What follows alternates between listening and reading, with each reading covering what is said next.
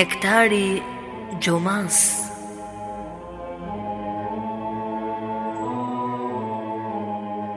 Prezanton Fondacioni Kur'anit.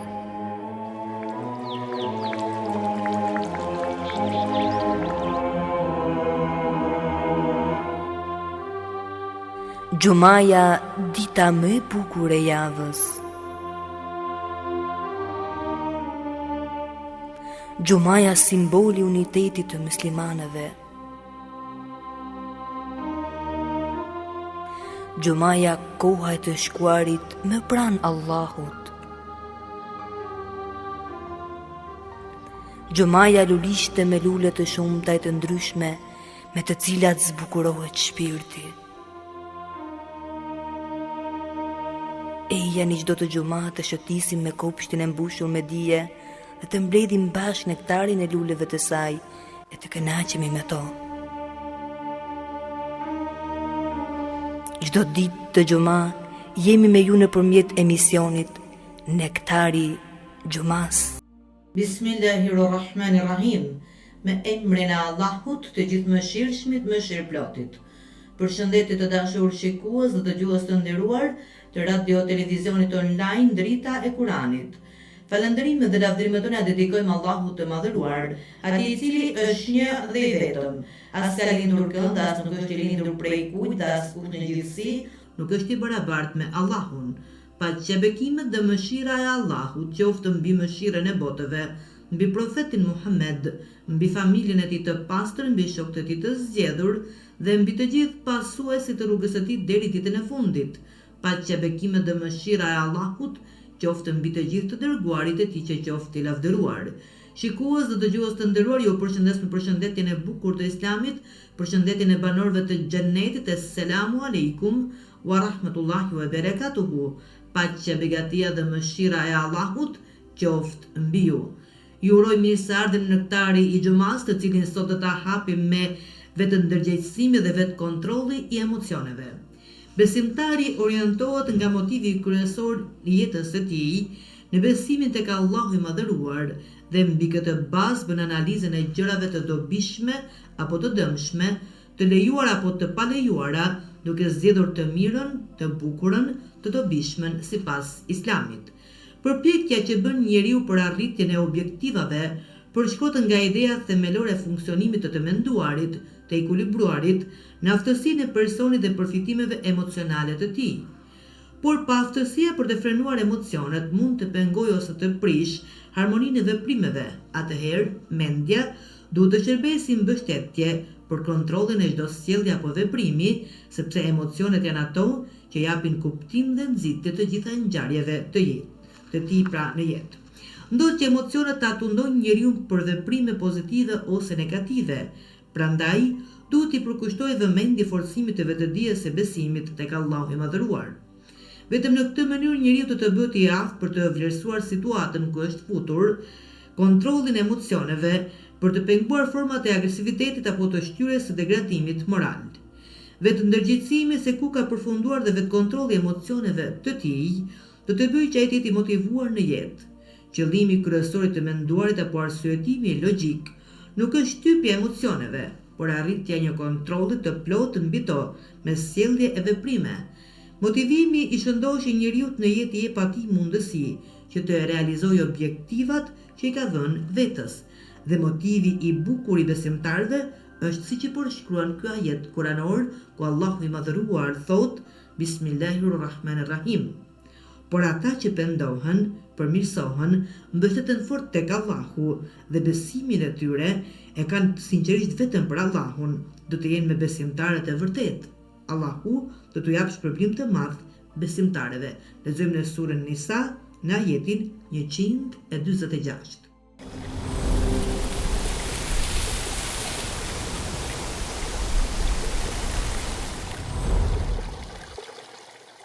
Shikues dhe dëgjues të nderuar, do të vijojmë tashmë me Kuranin e përzgjedhur për ditën e sotme. Unë sot jam dalur tek sura Ghafir dhe kam shkëputur ajetet nga ajeti 56 për ta mbyllur me ajetin 65. Kështu që uroj shikim dhe të qim të këndshëm së bashku. Me emrin e Allahut, të gjithëmëshirshmit, mëshirëplotit. atë që polemizojnë për shpalljet e Allahut, pa pasur kurfar prove, kanë në zemrat e tyre vetëm mendje madhësi, e cila nuk do t'i shpjerë në qëllimin e tyre. Prandaj, kërkon mbrojtje prej Allahut. Me të vërtetë, ai dëgjon të gjitha dhe i sheh të gjitha. Krijimi i qeve dhe i tokës është më i madhi se krijimi i njerëzve, por shumica e njerëzve nuk e di. Nuk është njësoj i verbri dhe ai që sheh. As ai që beson e bën vepra të mira, nuk është i barabartë me atë që bën keq, sa pak që mendoni. Sigurisht që ora e kiametit do të vijë. Për këtë s'ka dyshim, por shumica e njerëzve nuk besojnë. Zoti juaj ka thënë, lutmoni mua se do t'ju përgjigjem. Me të vërtetë, ata që e përçmojnë adhurimin tim do të hynë në xhehenem të poshtëruar. Allahu e ka bërë natën që ju të pushoni, ndërsa ditën e ka bërë të ndritshme për të parë. Vërtet, Allahu është dhurues i madh ndaj njerëzve, por shumica e tyre nuk janë mirënjohës. Ja, ky është Allahu, Zoti juaj, krijues i gjithçkaje. Ka zot tjetër të denjë për adhurim përveç tij. Atëherë, si largoheni prej tij? Kështu largohen ata që i mohojnë shenjat e Allahut. Allahu është ai që ju ka bërë tokën vendbanim e qiellin çati, ju ka dhënë formë e ju ka përsosur atë dhe ju ka furnizuar me ushqim të mirë. Ja, ky është Allahu, Zoti juaj, qoftë i lartësuar Allahu, Zoti i botëve. Ai është i përjetshmi, s'ka zot tjetër të denjë për adhurim përveç tij. Prandaj, lutjuni vetëm atij, duke u drejtuar me adhurim të sinqert. Qoftë i lavdëruar Allahu, Zoti i botëve. Shikues dhe dëgjues të nderuar, ky ishte përkthimi i ajeteve të surës Ghafir nga ajeti 56 dhe mbyllim me ajetin 65.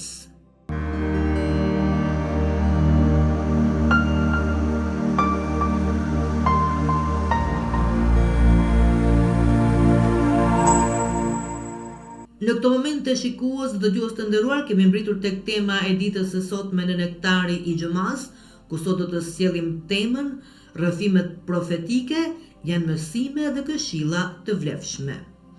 Këtë temë të bukur plot mësime dhe këshilla të sinqerta të vlefshme e kemi shkëputur nga komentimi i ajeteve 108-111 të surës Jusuf, në të cilat Allahu i Madhëruar thot: Bismillahirrahmanirrahim. Thuaj, kjo është rruga ime, të ftoj drejt Allahut me dituri të plot, unë dhe çdo kush që më pason mua. I lavdëruar qoftë Allahu, unë nuk jam prej idhujtarëve. Para teje, ne kemi dërguar vetëm burra nga banorët e qyteteve, të cilët i frymëzuam me shpallje.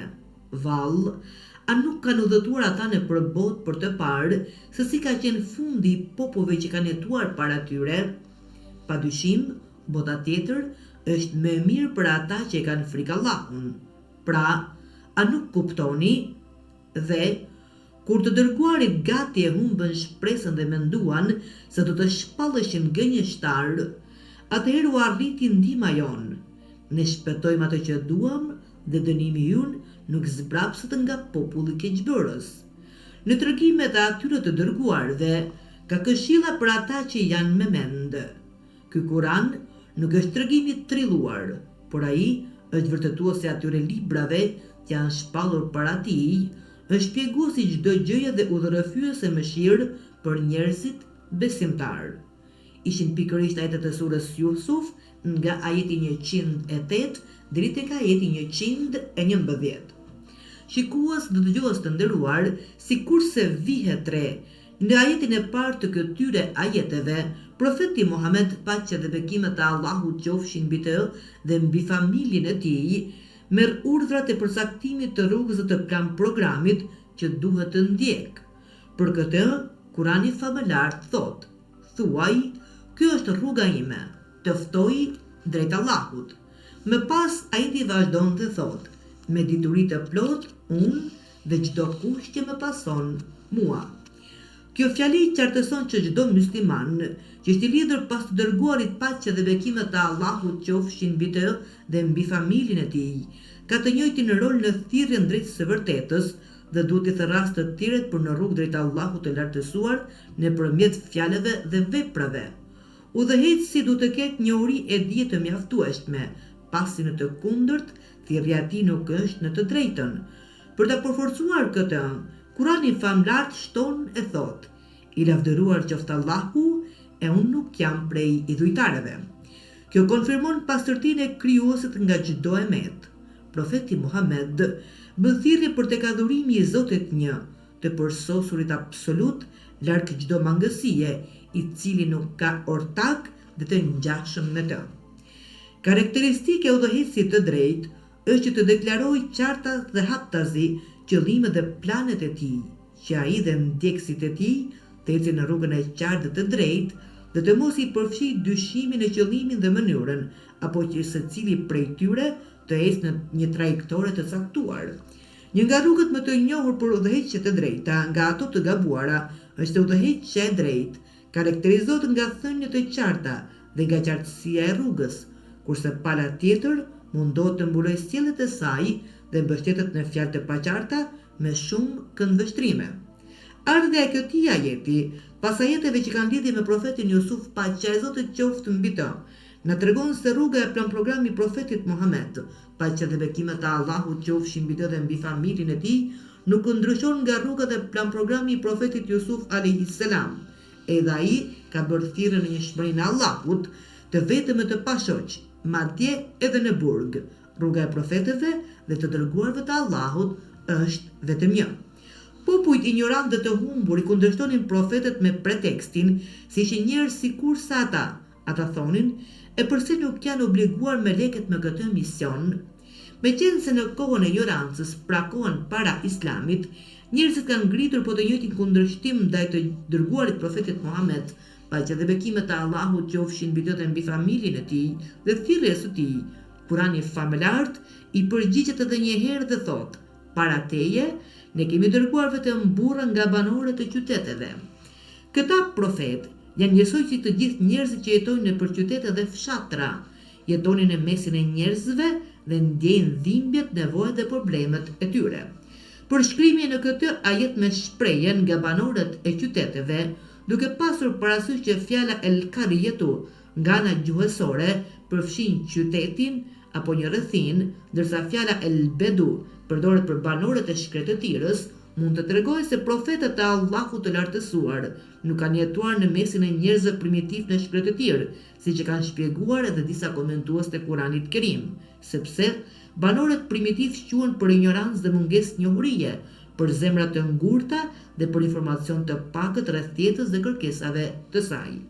Është e vërtetë se shumica e banorëve të Hijazit, pra të Arabisë, kanë qenë beduin, njerëz të paqytetëruar, por profeti Muhammed ka qenë banor i Mekës, e cila konsiderohet si një qytet me popullsi të madhe. Gjithashtu, është vërtet se në krahasim me tokën e Egjiptit, qyteti i Kenanit ku Jusufi alayhis salam ka qenë udhëheqës, ishte i vogël dhe i parëndësishëm, e për këtë ata e konsideruar si beduin, por ne e dim se profeti Jakub, paqja e Zotit qoftë mbi të dhe fëmijët e tij, nuk kanë qenë asnjëherë beduin, por kanë jetuar në këtë qytet të vogël të quajtur Kenan. Me pas Kurani i famëlart, qartëson se nëse ata duan të dinë përfundimin e atyre që kundërshtojnë thirrjen dhe mesazhin e profetit Muhammed, i cili fton në një Zot të vetëm e të pashoq, atëherë ata duhet të udhëtojnë nëpër tokë e të shohin gjurmët e banorëve të hershëm, dhe Allahu i Madhëruar thot: vallë, a nuk kanë udhëtuar ata nëpër botë për të parë se si ka qenë fundi i popujve që kanë jetuar para tyre? Udhëtimi nëpër tokë për të parë gjurmët e të parëve dhe shkatrimin e vendbanimeve e qyteteve të tyre për shkak të ndëshkimit të Allahut është mësimi më i mirë për ata. Është një mësim i gjallë dhe i prekshëm nga të gjithë, siç thot Allahu i Madhëruar dhe lartësuar. Padyshim, bota tjetër është më e mirë për ata që e kanë frikë Allahun. Pra, a nuk kuptoni? Kjo botë është e mbushur plot fatkeqësi e dhimbje dhe nuk është e përhershme, ndërsa ahireti është vendbanimi i përhershëm pa dhimbje e pa ndëshkim. Shikues dhe dëgjues të nderuar, do të shkëputemi për pak me temën tonë, por më pas do të vijmë në pjesën e dytë të kësaj teme duke sjellur sërish pjesë nga rrëfimet profetike, të cilat janë mësime dhe këshilla të vlefshme për të gjithë njerëzit. Qëndroni me ne në Nektari i Xumas.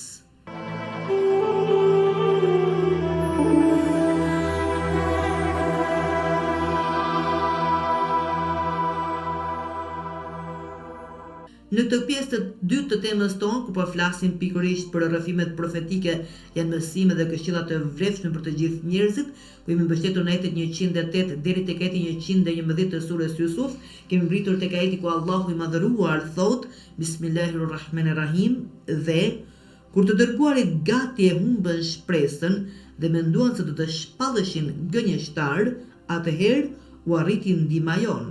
Ne shpëtojmë atë që duam, thot Zoti.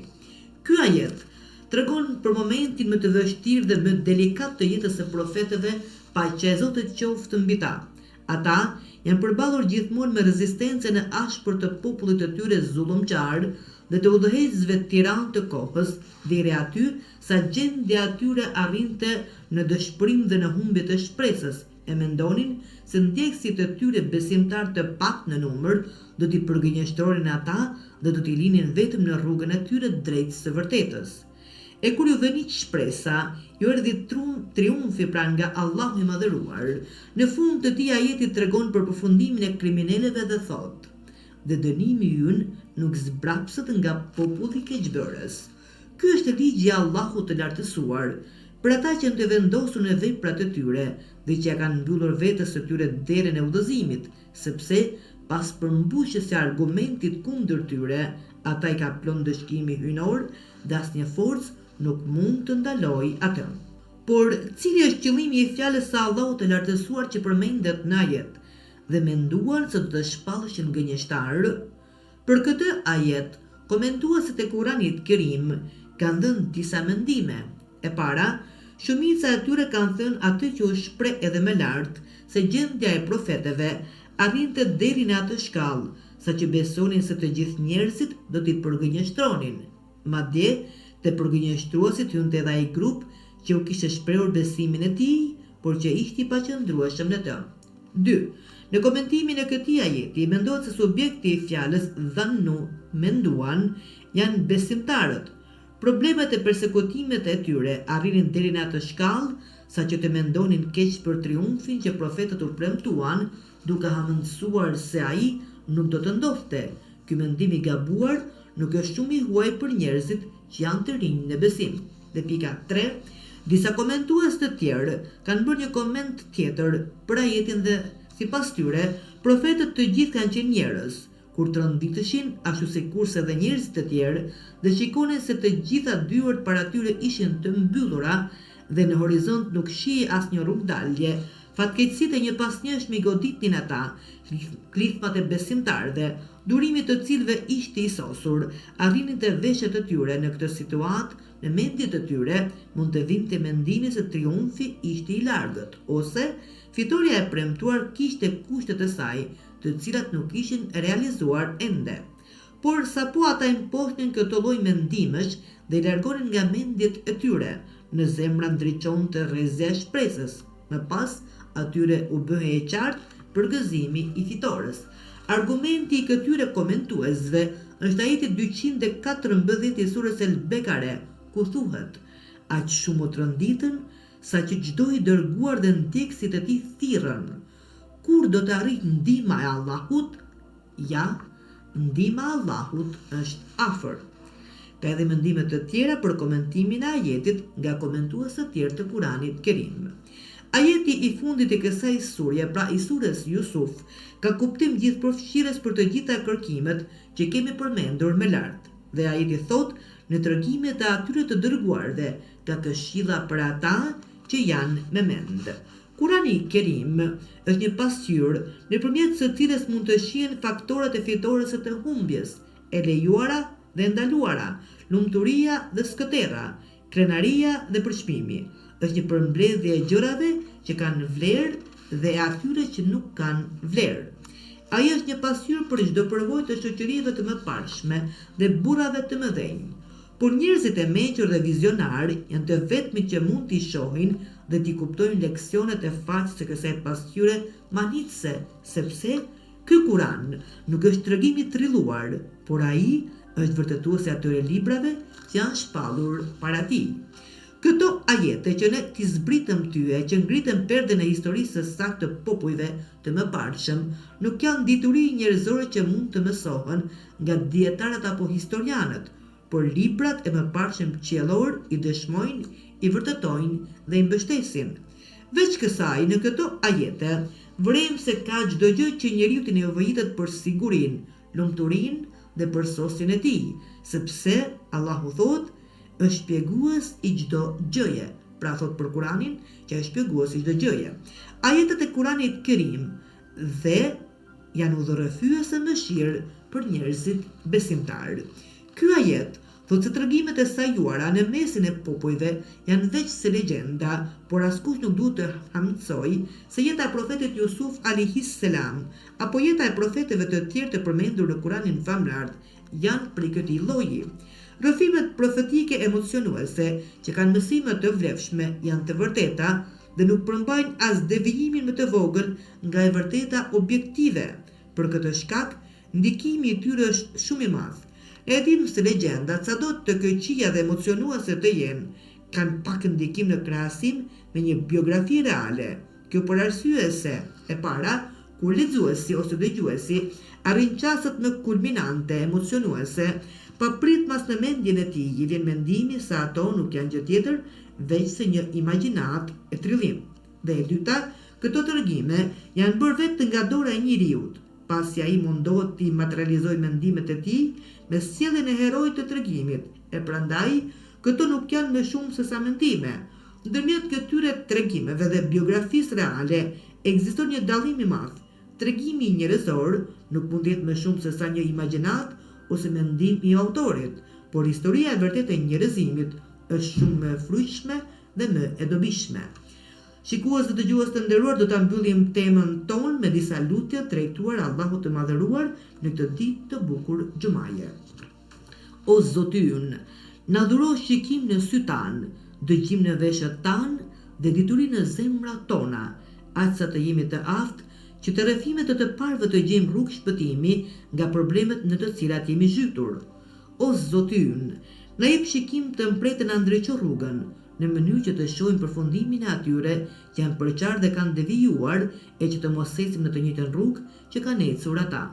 O Zoti ynë, na furnizo me qëllim të pastër që t'i mposhtim epshet tona me një dituri të nevojshme që të mos na godas mashtrimi në fitore dhe me falje vetmohim, që nëse vërejmë se dikush është më i mirë se sa ne në kryerjen e përgjegjësisë, të heqim dorë prej saj dhe t'ja lëjmë atij. O Zoti ynë, nëse ti na i jep këto, atëherë ne do të mund të triumfojmë ndaj të gjitha problemeve dhe do të arrojmë dritën e fesë islame të Kuranit Kerim në këtë botë. Amin. Dhe me këto lutje drejtuar Zotit të Madhërueshëm në të ditë të bekuar të xumane e mbyllim dhe programin tonë për ditën e sotme, duke falendëruar përfund Allahun Madhëruar për mundësinë që na krijoi, pasi atij i përkasin falëndrimet dhe lavdrimet më të bukura dhe cilësitë më të larta janë për Allahun e Madhëruar. Falenderojmë të gjithë bashkëpunëtorët tanë, Zoti i shpërbleft me mirësi.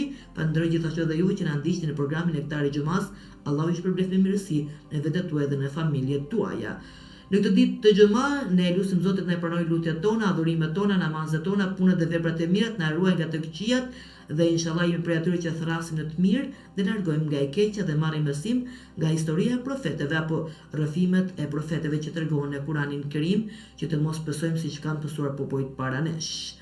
Duke lënë në shoqërinë e atit të ftoren për namazin e xumas, do të ndajemi së bashku me përshëndetjen e bukur të Islamit, me përshëndetjen e paqes. Selamu aleikum wa rahmatullahi wa barakatuhu. Paqja, begatia dhe mëshira e Allahut qoftë mbi ju.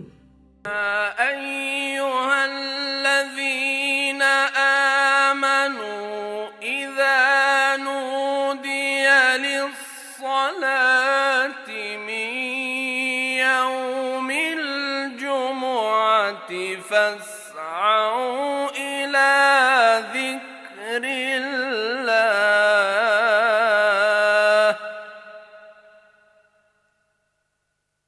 فاسعوا إلى ذكر الله وذروا البيع ذلكم خير لكم إن كنتم تعلمون.